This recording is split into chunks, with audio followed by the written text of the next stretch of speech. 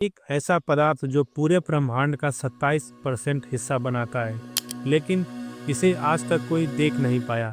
वो पदार्थ और उसकी एनर्जी मिलकर ब्रह्मांड का 95% हिस्सा बनाते हैं। ब्रह्मांड का विस्तार अनंत है, इसके अनगिनत रहस्य हैं। उन्हीं रहस्यों में से एक है डार्क मैटर, जिसके बारे में जानने का प्रयास आज की इस वीडियो में हम करेंगे। इसकी खोज के बाद वैज्ञानिक ऐसा मानते हैं कि बिना इसके ब्रह्मांड के बनने की कल्पना भी नहीं की जा सकती है। इस डार्क मैटर की एक खूबी है कि ये दिखाई नहीं देता, कोई लाइट इमिट या रिफ्लेक्ट भी नहीं करता है।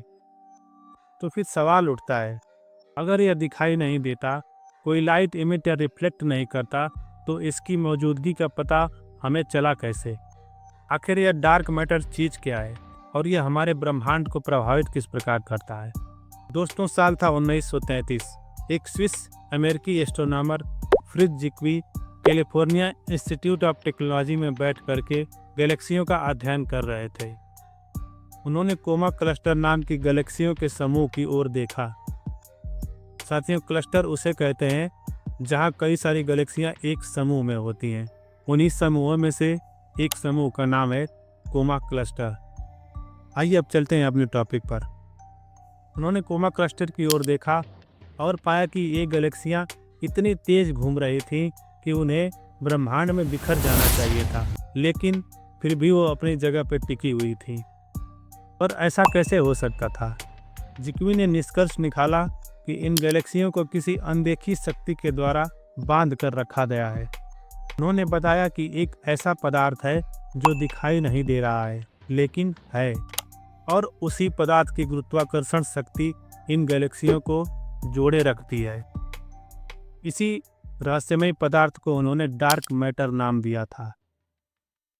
इसी क्रम में आगे साल 1970 में एक अमेरिकी एस्ट्रोनॉमर वेरा रूबिन ने उसी खोज को आगे बढ़ाते हुए अलग अलग गैलेक्सियों का अध्ययन किया और पाया कि गैलेक्सियों के किनारे के तारे इतनी तेज गति से घूम रहे थे कि सामान्य पदार्थों की ग्रेविटी उन्हें रोक नहीं सकती थी।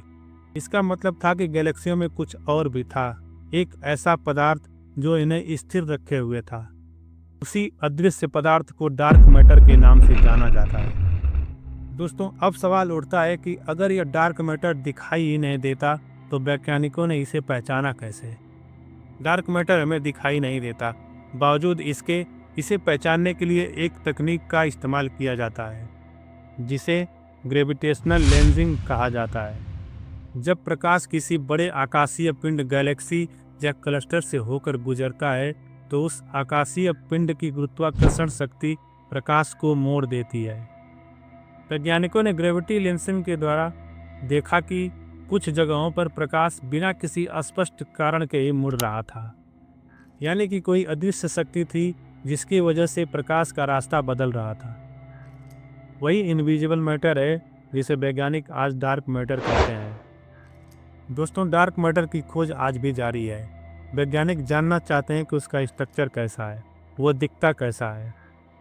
डार्क मैटर के रहस्य को और अच्छी तरह से समझने के लिए नासा एक नया टेलीस्कोप लॉन्च करेगा। जो टेलीस्कोप एक महान एस्ट्रोनॉमर नैन्सी ग्रेस रोमन के नाम से इंस्पायर है। जिस टेलीस्कोप का नाम Nancy grace Roman space telescope रखा गया है, वह टेलीस्कोप करोड़ों गैलेक्सियों के प्रकाश को मापेगा और ब्रह्मांड के 95% हिस्से को समझने में मदद करेगा। यह टेलीस्कोप हबल टेलीस्कोप से 100 गुना ज़्यादा पावरफुल और एडवांस होगा। डार्क मैटर एक ऐसा रहस्य है जिसे हम देख नहीं सकते हैं, लेकिन इसकी उपस्थिति पूरे कायनात को आकार देती है। अब आगे क्या होगा? क्या हम इसे देख पाएंगे? क्या इस अनजाने रहस्य से कभी पर्दा हटा पाएंगे? इन सवालों का सटीक जवाब तो आज किसी के पास नहीं है। क्या यह रहस्य कभी सुलझेगा? शायद हाँ, शायद नहीं। लेकिन एक बात तय है, इस ब्रह्मांड का रहस्य कभी समाप्त नहीं होगा। तो इसी तरह की जानकारी के लिए जुड़े रहिए यथार्थ के साथ। मिलते हैं एक नई वीडियो में एक नई इंफॉर्मेशन के साथ। तब तक के लिए अपना ख्याल रखिए। साथियों, ये मेरी पहली फेस कैम वीडियो है।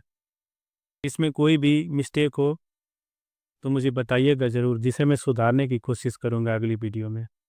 जनता अगर चाह दे तो एक आदमी फर्श पर बैठा हुआ आसमान में उड़ने लगेगा। बस इसी तरह का कुछ सपोर्ट आपका हमें चाहिए। आप सपोर्ट करते रहिए, हम आपको इन्फॉर्मेशन पहुंचाते रहेंगे। धन्यवाद।